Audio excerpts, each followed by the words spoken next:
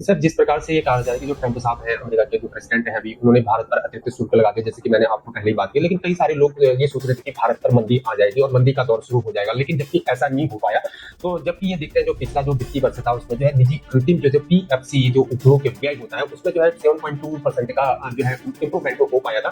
इसलिए बात करते हैं, ऐसे लगता है कि कोई हमारे भारत पर जो है इससे कोई संकट नहीं हो पाया। और जबकि जो जनवरी मार्च का जो तिहाई था, उसमें 7.4% की दर से बढ़ा। क्या यह उन लोगों के बिल्कुल जो विचार होते हैं, उनके वित्तीय जो सोच रहे थे कि अब मंदी आने वाली है, जबकि तिमाही अप्रैल और जून में भारत जो है अभी तेजी से 7.8% की दर से आगे बढ़ रहा है।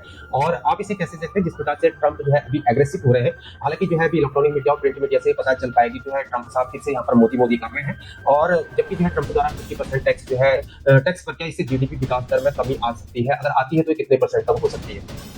सर ये देखा जा सकता है कि भारत की अर्थव्यवस्था बहुत स्ट्रांग है। भारत या इंडिया की इकोनॉमी में मतलब ज्यादा फर्क नहीं पड़ा डोनाल्ड ट्रंप के क्या कहते हैं एक्सपोर्ट के रिगार्डिंग। हाँ बट ये है कि क्या कहते हैं एक्सपोर्ट थोड़ी कम हुई है, फैक्ट्रीज क्या कहते हैं थोड़ी एक्सपोर्ट करने में घबरा रही हैं। बट उसी के रिगार्डिंग निर्मला सीतारमन जी ने ये टैक्स रेट्स कम करे हैं, तो इंडिया की इकोनॉमी में इंडिया के गुड्स की कंजप्शन बढ़ेगी। अब इंडिया के गुड्स की कंजप्शन बढ़ेगी और लोगों के एक्सपेंडिचर के रेशियो और बढ़ेगा।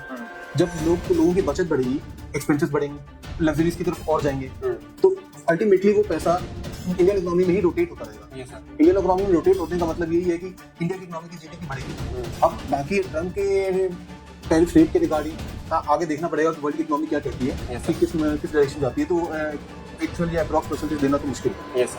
सर, जिस प्रकार से सरकार ने जीएसटी में बदलाव के लिए 20 सितंबर 2025 के डेट को तय कर दिया है और कंज्यूमर गुड्स बनाने वाली कंपनियां सरकार से जीएसटी में बदलाव की तारीख की बात कर रहे हैं, इसको आगे बढ़ाने की भी मांग कर रहे हैं। कंपनियों का ये कहना है कि मेन प्रॉब्लम कंपनी के लिए दिक्कत हो रही है, जैसे हम गारमेंट सेक्टर में जाए या एफएमसीजी प्रोडक्ट्स में जाए, क्योंकि जो प्रिंट रेट वहां पर एमआरपी छपा रहता है, उस रेट्स को लेकर वहां पर जो है कंट्रोवर्सी हो रही है। तो उसका उन कंपनीज को घाटा लॉस इत्यादि हो सकता है। वो जो है जो हम कंज्यूमर से उसको बाद में जो है उनका जो है बेनिफिट ले उनसे। इस बारे में क्या कहेंगे? सर बात तो कंपनी की बहुत सही है, फैक्ट्रीज की भी। अब उन्होंने आप ये समझिए किसी को इन्फॉर्मेशन नहीं थी कि एज सच रिफॉर्म इतने बड़े लेवल पे आएगा।